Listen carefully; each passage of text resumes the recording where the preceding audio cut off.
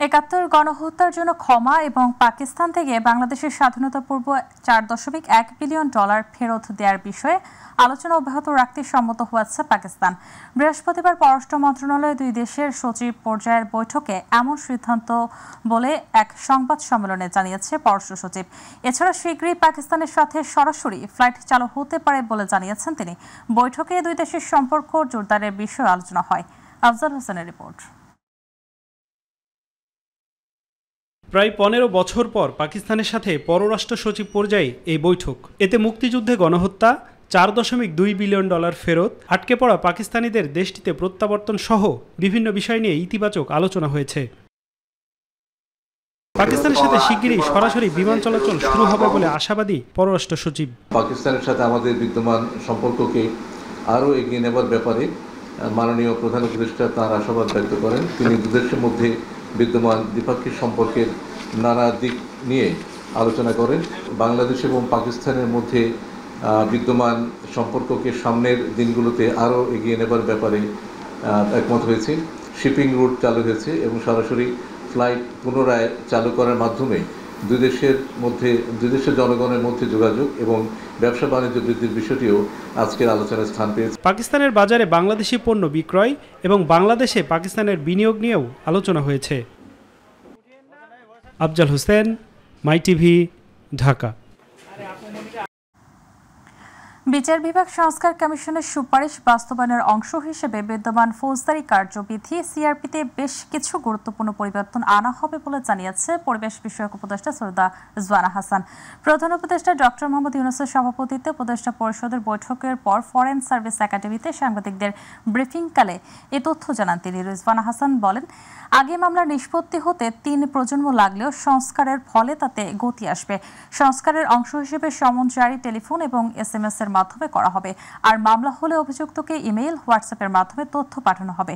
বৈঠকে অর্থনৈতিক অপরাধীদের বিচারে তদন্ত কমিটির বিষয়ে আলোচনা হয়েছে বলে উল্লেখ করেন তিনি।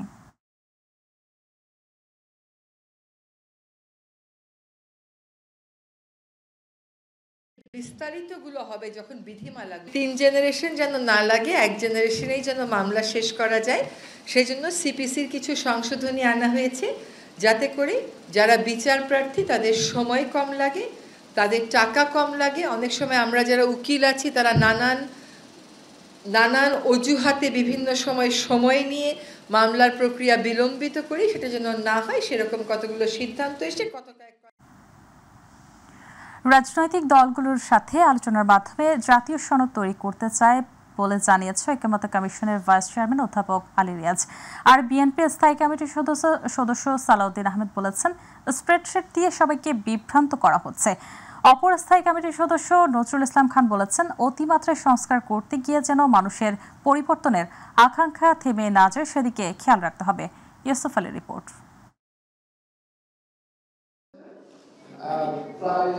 সংস্কার বিষয়ে দ্বিতীয় দফায় জাতীয় ঐক্যমত্য কমিশনের সাথে সংসদ ভবনের এলডি হলে বৈঠক করে বিএনপি।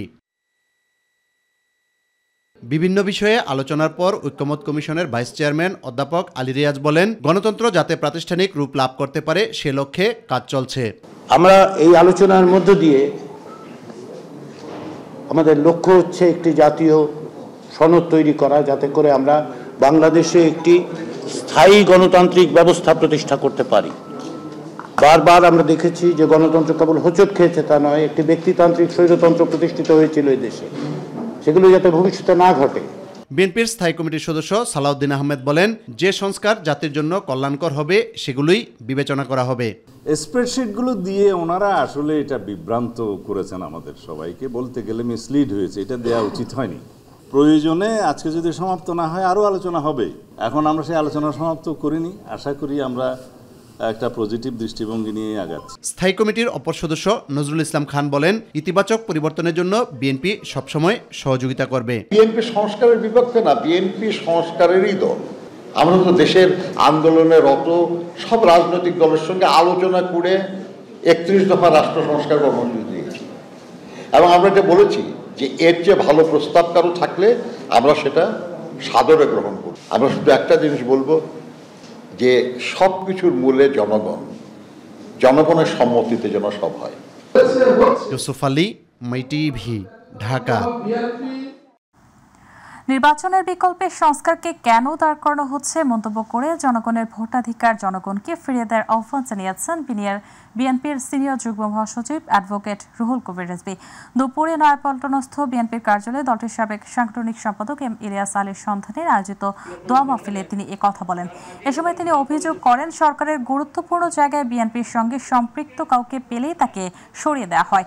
জনগণের সেন্টিমেন্টের কাছে সরকার জবাবদিহি হবে বলেও জানান বিএনপির এ জ্যেষ্ঠ নেতা।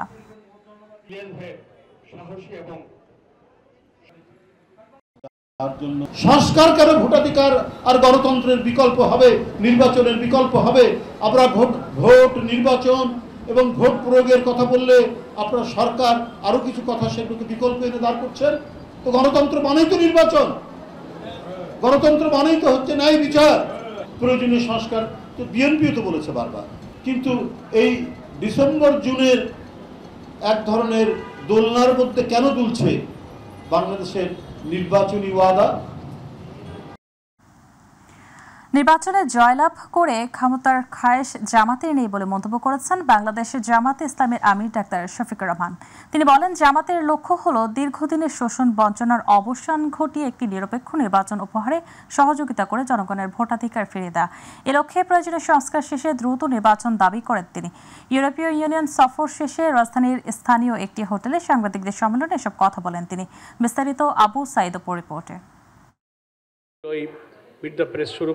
ইউরোপীয় ইউনিয়ন সফর ও বিভিন্ন রাজনৈতিক বিষয়ে দেশবাসীকে জানাতে রাজধানীর একটি হোটেলে সংবাদ সম্মেলন করেন জামাতের আমির ডাক্তার শফিকুর রহমান। নির্বাচনের সেই সিস্টেমগুলো নিয়ে তাদের সাথে আমাদের বিস্তারিত আলোচনা হয়েছে। জামাতের আমির বলেন, দৃশ্যমান গ্রহণযোগ্য মৌলিক সংস্কার ছাড়া দেশের জনগণের মানুষের কাছে নির্বাচন গ্রহণযোগ্য হবে না। কিছু জায়গা আমরা সুনির্দিষ্ট মেনশন করেছি, যেটা ইতিপূর্বে আপনাদের সামনে আমরা দিয়েছি, জাতির সামনে আমরা পেশ করে যাচ্ছি। এ বিষয়ে আমাদের সুনির্দিষ্ট প্রস্তাবনা সংশ্লিষ্ট কমিশনগুলোর কাছে আমরা জমা দিয়েছি। আমাদের সাথে তাদের সেশন হবে। আমরা বলেছি যে এই সংস্কারগুলো সাধন না করে যে নির্বাচন হবে, এই নির্বাচন গণতন্ত্রের কোনো ভিত্তি রচনা করতে পারবে না। বরঞ্চ অতীতের নির্বাচন, যে নির্বাচনগুলো দেশ এবং জাতির কাছে, বিশ্বের কাছে মোটেই গ্রহণযোগ্য হয়নি, সেরকম হয়তো বা আরেকটি খারাপ নির্বাচন হবে। আমরা ওই নির্বাচন চাই না। 24-এর গণহত্যাকারীদের বিচার প্রসঙ্গ নিয়েও কথা বলেন জামাতের আমির। রাজনৈতিক দলগুলোকে বাস্তবতার জায়গায় এসে অবশ্যই জনপ্রত্যাশা পূরণে সুষ্ঠু নির্বাচনের স্বার্থে এখানে সংস্কারে সহযোগিতা করতে হবে। খুনের দায় যাদের, তাদেরকে বিচারের আওতায় এনে দৃশ্যমান বিচার এই জাতিকে দেখাতে হবে। রাষ্ট্র সংস্কারের 3 দফা দাবি উল্লেখ করে ডাক্তার শফিকুর রহমান বলেন, রাজনীতি যেন মতবিরোধের না হয়। নির্বাচনটা এমন হতে হবে যে সেই নির্বাচন নিয়ে যাতে সহজে কেউ প্রশ্ন তুলতে না পারে। যে রাজনৈতিক দলগুলোর উপরেই এখন মূলত দায়িত্ব বর্তাচ্ছে জনগণের চাহিদা, মিনিমাম চাহিদার আলোকে যে সংস্কার, সেই সংস্কারে আমরা কিভাবে কতটুকু সহযোগিতা করছি তার উপর নির্ভর করছে এই নির্বাচনের অনুষ্ঠান হওয়ার বিষয়টা। আবু সাইদপু, মাইটিভি, ঢাকা। 24-এর গণ অভ্যুত্থানে ছাত্র জনতার অধিকার আদায় প্রতিষ্ঠা সহ সামাজিক দায়বদ্ধতা থেকে বাংলাদেশ আম জনতা পার্টি বিএজেপি নামে নতুন দলের ঘোষণা দিয়েছেন ডেস্টিনি গ্রুপের চেয়ারম্যান ও বিএজেপির আহ্বায়ক মোহাম্মদ রফিকুল আমিন। তিনি জানান, দেশের মানুষের ভোটের অধিকার ফিরিয়ে দিতে এই সংগঠনের জন্ম হলো, যার কাজই হবে গণতন্ত্র প্রতিষ্ঠা করা। সকালে রাজধানীর একটি হোটেলে বাংলাদেশ আম জনতা পার্টি বিএজেপির আত্মপ্রকাশ অনুষ্ঠানে মোহাম্মদ রফিকুল আমিন এসব কথা বলেন। গোলা বারুদ, মামলা, হামলা, গুম, খুন সবকিছু উপেক্ষা করে এই ফ্যাসিস্টের বিরুদ্ধে লড়াই করেছি, আমরা রুখে দিয়েছি। আজ বাংলাদেশ আম জনতা পার্টির আত্মপ্রকাশ হলো। সুশাসন প্রতিষ্ঠা করা, বাংলাদেশের সাধারণ জনগণকে রাজনৈতিকভাবে সচেতন করে তোলা, বাংলাদেশের আপামর বাংলাদেশ আম জনতা পার্টি নামে একটি গণতান্ত্রিক রাজনৈতিক দল প্রতিষ্ঠা করেছে। আমাদের স্লোগান শিক্ষা, সমতা, সুবিচার, যেখানে আম জনতা হাঁটবে সেখানে। সবাইকে ধন্যবাদ। শিক্ষা মন্ত্রণালয়ের কর্মকর্তাদের সাথে বৈঠকের পর সিদ্ধান্তে সন্তুষ্ট নয় বলে জানিয়েছেন ৬ দফা দাবিতে আন্দোলনরত পলিটেকনিক ইনস্টিটিউটের শিক্ষার্থীরা। দুপুরে শিক্ষা মন্ত্রণালয়ের কারিগরি ও মাদ্রাসা শিক্ষা বিভাগের অতিরিক্ত সচিব রেহানা ইয়াসমিনের সাথে বৈঠকে বসেন আন্দোলনরত শিক্ষার্থীদের একটি প্রতিনিধি দল। প্রায় ৩ ঘণ্টা বৈঠক শেষে সিদ্ধান্ত নিয়ে নিজেদের অসন্তুষ্টের কথা জানান শিক্ষার্থীরা। এসব আন্দোলন চালিয়ে যাওয়ার ঘোষণা দেন তারা। আজকের বৈঠকে আমরা কারিগরি ছাত্র আন্দোলন বাংলাদেশ কোনোভাবেই সন্তুষ্ট নই। আমাদেরকে এভাবে ডেকে তারা কোনো সমাধান প্রদান করতে পারে নাই। তার পরিপ্রেক্ষিতে সারা বাংলাদেশের সকল পলিটেকনিক ইনস্টিটিউট সম্মিলিতভাবে এবং কারিগরি ছাত্র আন্দোলন একত্রিতভাবে সিদ্ধান্তক্রমে কঠোর থেকে কঠোর কর্মসূচির দিকে যাবে এবং কঠোর থেকে কঠোর কর্মসূচি খুব দ্রুত আপনাদেরকে জানিয়ে দেওয়া হবে। আমাদের দাবি আদায় না হওয়া পর্যন্ত আমরা যেভাবে আন্দোলন চলমান রেখেছি আমরা সেভাবেই আন্দোলন চলমান রাখব। মুক্তিযুদ্ধ বিষয়ক উপদেষ্টা ফারুক আজম বলেছেন, মুজিবনগর সরকারের নাম পরিবর্তনের কোনো ইচ্ছা এই সরকারের নেই। ইতিহাসকে ইতিহাসের জায়গায় রাখতে হবে। ভোরে সূর্যোদয়ের সাথে সাথে মুজিবনগর স্মৃতিসৌধে জাতীয় পতাকা উত্তোলন করেন তিনি। গার্ড অব অনার শেষে স্মৃতিসৌধে পুষ্পার্ঘ্য অর্পণের মধ্য দিয়ে জাতির শ্রেষ্ঠ সন্তানদের স্মরণ করেন তিনি। মুজিবনগর আম্রকাননে মুক্তিযুদ্ধ বিষয়ক ভাস্কর্যগুলো ভাঙচুরের বিষয়ে তিনি বলেন, পুরো স্থাপনা ঘুরে দেখা হচ্ছে, দ্রুত ভাস্কর্যগুলো স্থাপনের উদ্যোগ নেওয়া হবে, তবে ঐতিহাসিক বস্তুনিষ্ঠতার উপর ভিত্তি করে স্থাপনাগুলো নির্মাণ করা হবে।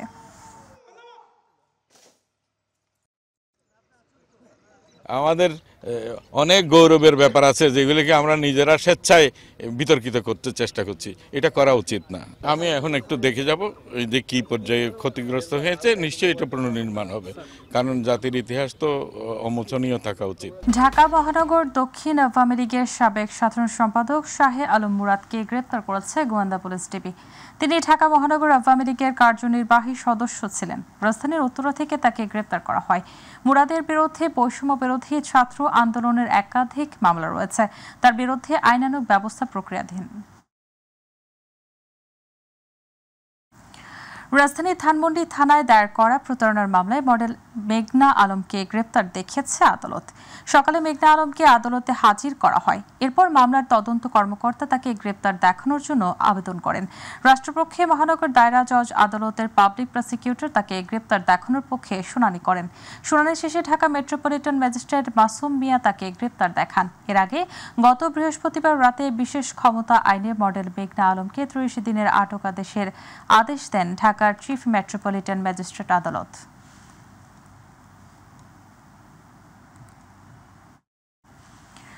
কোনো ধরনের গুজবে বিচলিত নয় সেনাবাহিনী। দেশ ও মানুষের স্বার্থে সেনা সদস্যদের নিরলসভাবে কাজ করে যাচ্ছেন বলে জানিয়েছে সেনাবাহিনীর মুখপাত্র কর্নেল মোহাম্মদ শফিকুল ইসলাম। সেনাবাহিনীর সাম্প্রতিক কর্মকাণ্ড নিয়ে সংবাদ সম্মেলনে প্রশ্নের জবাবে এসব কথা জানান তিনি। এই কর্মকর্তা জানান, গত 2 মাসে বিভিন্ন অভিযোগে 320টি অবৈধ অস্ত্রসহ প্রায় 2500 অপরাধীকে গ্রেপ্তার করা হয়েছে। এসএমআরএফের রিপোর্ট।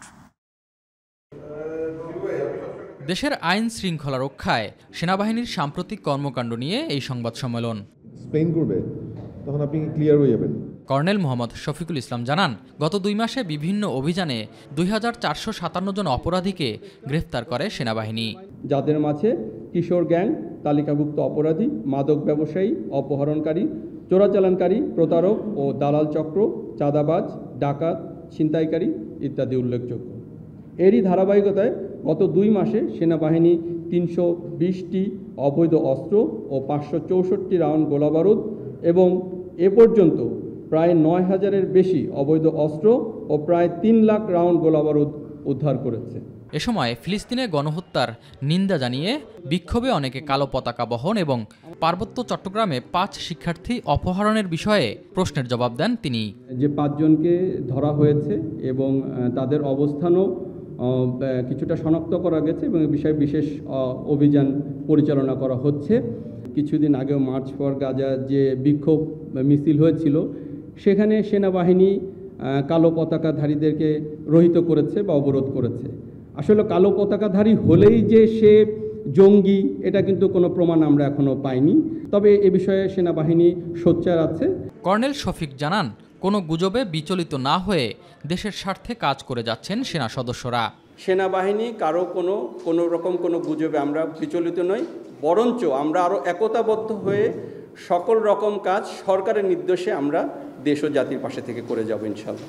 SM আরিফ, মাই টিভি, ঢাকা।